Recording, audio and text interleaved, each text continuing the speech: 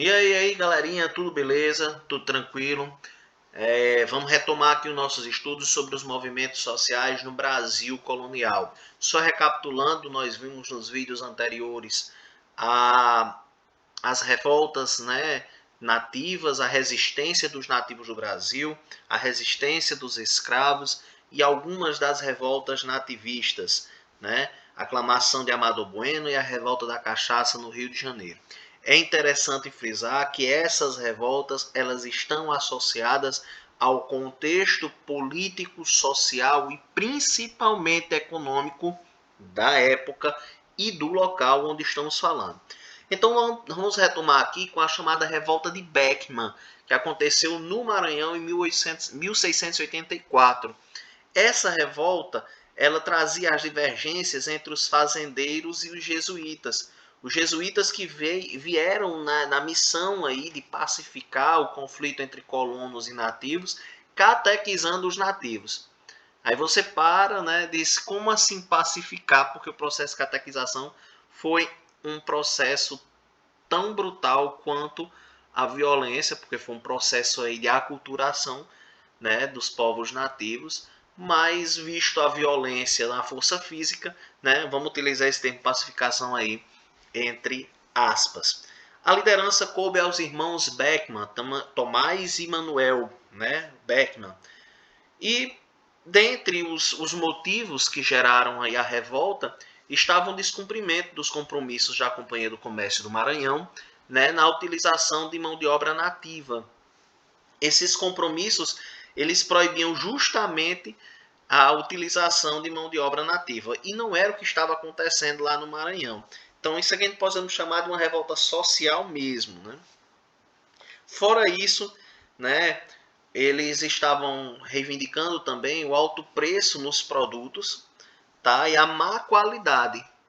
Além de estar pagando caro, estavam consumindo um produto de péssima qualidade, tá? Porque os produtos com a qualidade melhor iam para Portugal e os de péssima qualidade ficavam aqui com os impostos altíssimos, produto lá em cima, né? E o que acabava alimentando aí não o povo, mas a ideia de pobreza, né?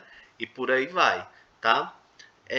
O incentivo à produção de algodão e também, né, das drogas do sertão. E a companhia deveria enviar 500 escravos africanos por ano, coisa que não estava acontecendo.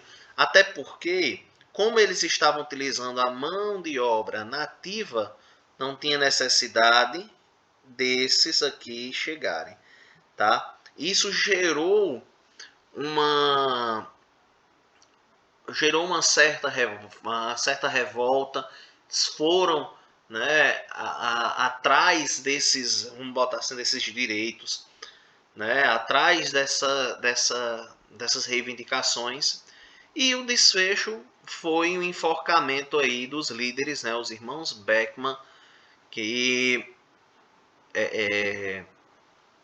assumiram, né, a dianteira aí de todo esse processo. Mas de toda forma, a revolta dos irmãos Beckman acabaram também trazendo, né, algumas questões das quais eles reivindicavam, como por exemplo a questão da diminuição aí na utilização da mão de obra nativa, tá? Foi um dos pontos. A parte dos altos preços da má qualidade dos produtos, isso não, né?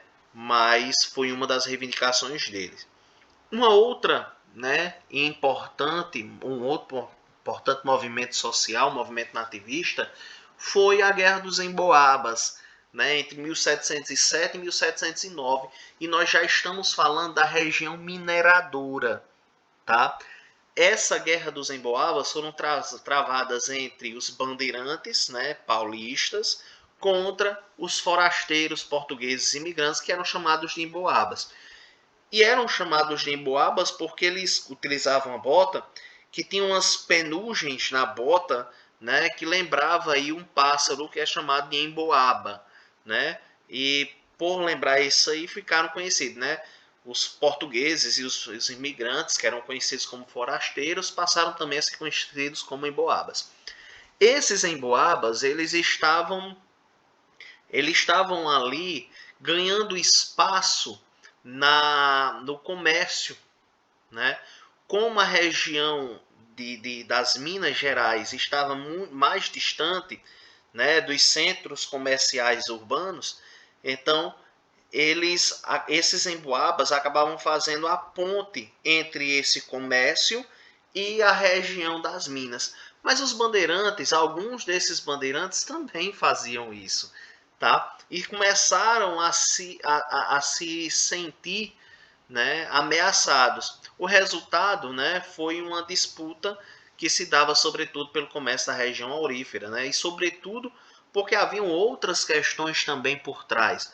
Porque assim, a partir do momento que eles dominavam o comércio, né, eles iam ganhando espaço também político, né, e econômico, e começava de certa forma a ameaçar a ação dos bandeirantes, tá? Então, o resultado aí foi a regulamentação da distribuição de lavras entre emboabas e bandeirantes, né? Essas lavras nós vimos aí em aulas anteriores, que trata justamente de pequenas regiões aí de exploração de minas, tá?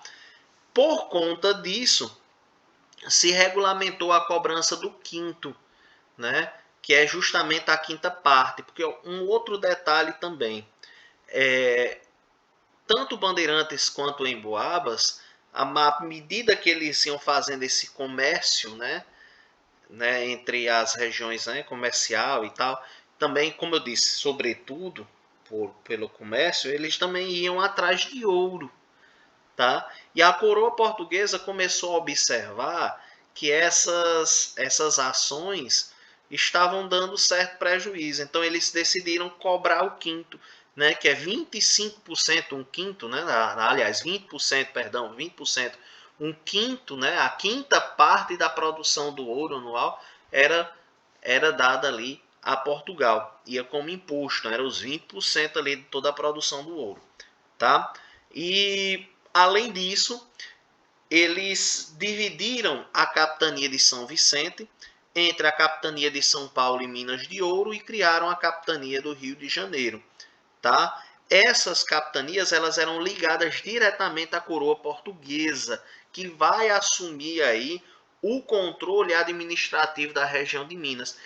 E é interessante porque as demais revoltas que surgem, né, a partir disso, como por exemplo a revolta de Vila Rica, que nós vamos falar mais adiante, ela está intimamente ligada a essa ação, né, do controle administrativo da região de Minas pela coroa, tá? Onde eles vão taxar cada vez mais impostos ali em cima do ouro brasileiro, ok?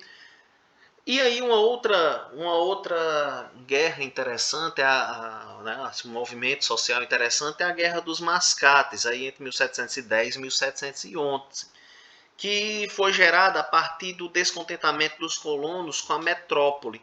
Né? O motivo se dava à crise da produção do açúcar. Como foi aqui no Pernambuco, né?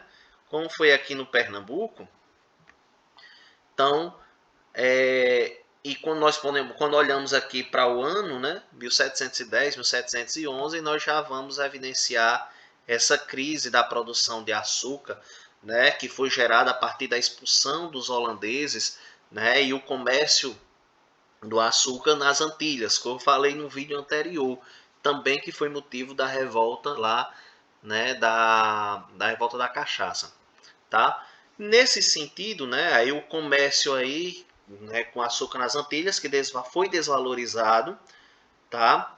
E a região de Olinda, né, ela tinha o centro político, ela centralizava a política dentro da capitania lá do Pernambuco.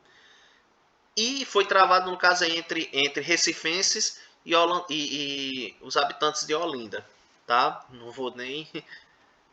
Então aqui, ó, e o Recife, ele já trazia um centro comercial mais apurado, eles exigiam a maior participação política por estarem dentro da parte econômica, tá?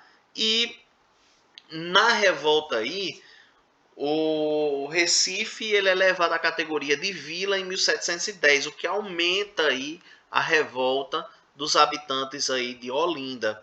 Resultado: quem eram esses mascates? Eram comerciantes e agiotas. Eram aqueles lá do Recife que exigiam mais participação política, tá?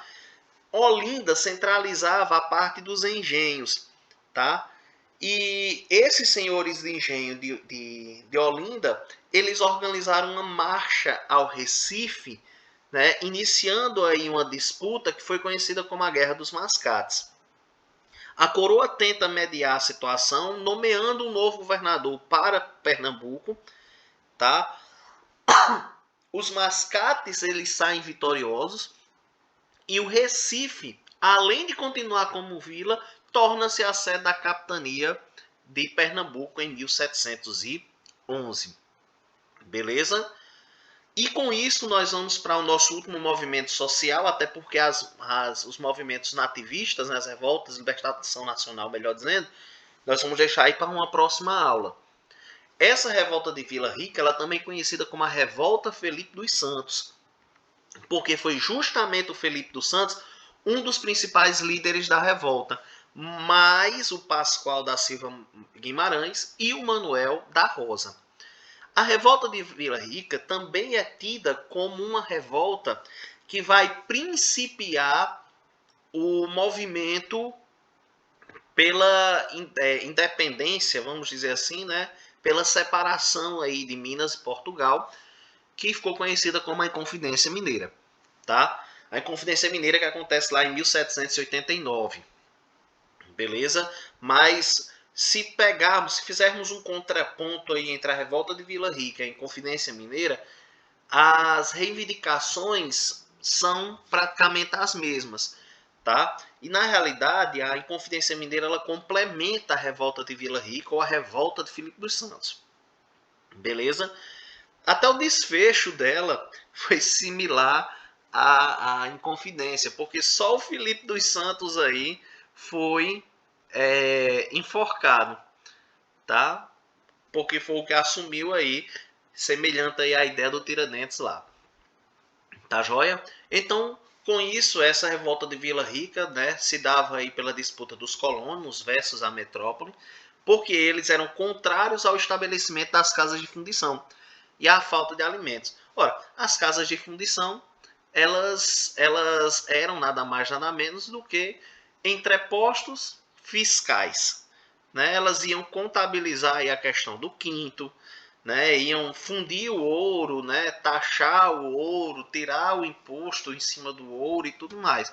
Eles não queriam pagar imposto, então, meu amigo, foram aí para a revolta. É um movimento liderado pela elite mineira, onde os revoltosos saquearam a casa do ouvidor-mor, tá?